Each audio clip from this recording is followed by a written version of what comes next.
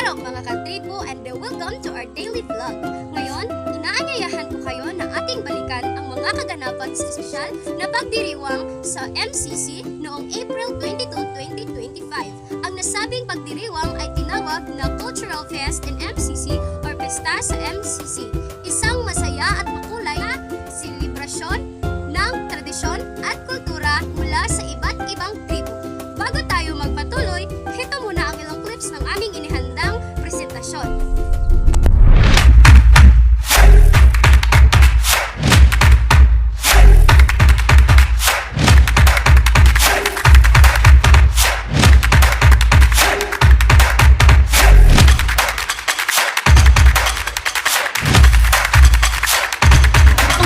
Natin ngayon ang mga kamangha-manghang presentasyon mula sa iba't ibang seksyon at ang napili nilang tribo.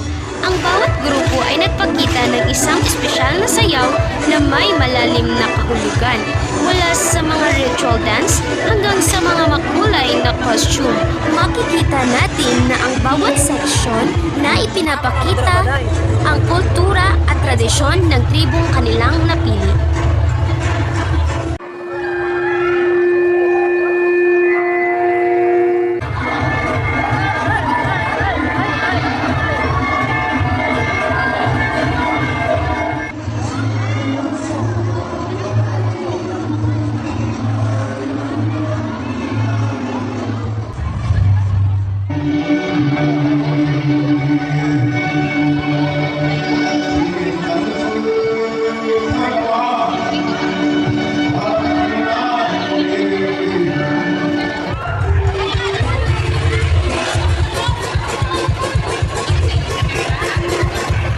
Ngayon, tunghayan naman natin ang aming presentasyon. Mula sa Bis et Felt to French, kami ay naghandog ng binanog ritual dance mula sa tribong Hiligaynon.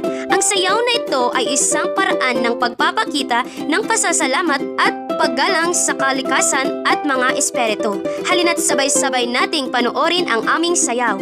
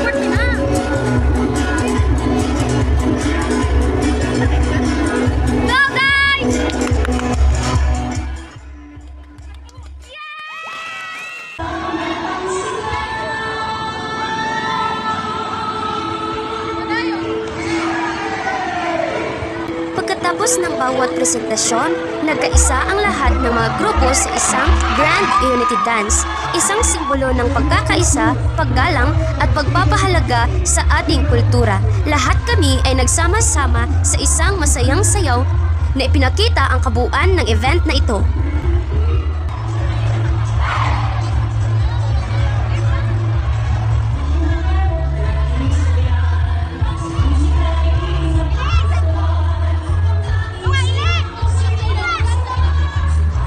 Habang nagpatuloy ang event, huwag kalimutan ang pinakahihintay na bahagi, ang pagkain sa Cultural Fest.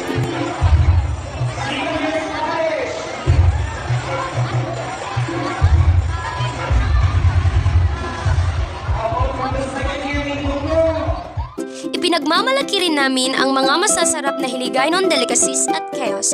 Kami ang inatasang irepresenta ang Hiligaynon tribe sa pagkain. Kaya naman, tumutok ang mga judges sa mga pagkaing aming inihanda. Tiyak na matutulala kayo sa mga natatanging lasa.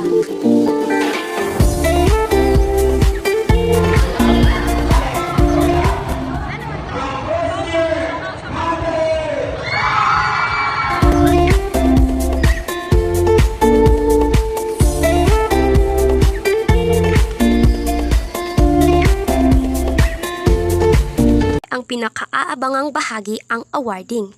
Isa-isang inanunsyo ang mga grupo na nanalo sa iba't ibang kategorya tulad na lang ng Best Booth, Best Dish, at Best Ritual Dance. Our final award being stage for the Bravo Presentation category. Ma'am, may nilalaman? Ma'am, nagkasin na? Sir, yes, and Sir of us to give the certificates. And our first blazer goes to those who will take one session. And the winner for the Bravo Presentation category, first blazer is coming from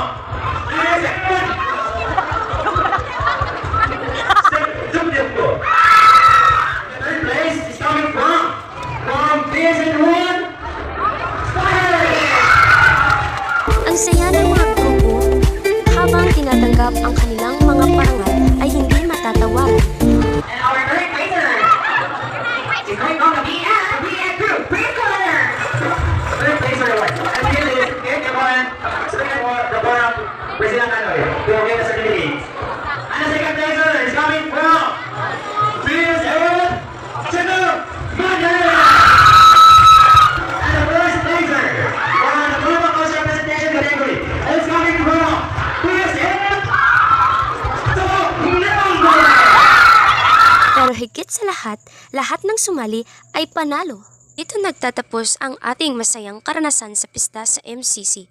Maraming salamat sa pagsama sa akin sa isang araw ng kultura, saya at pagkakaisa.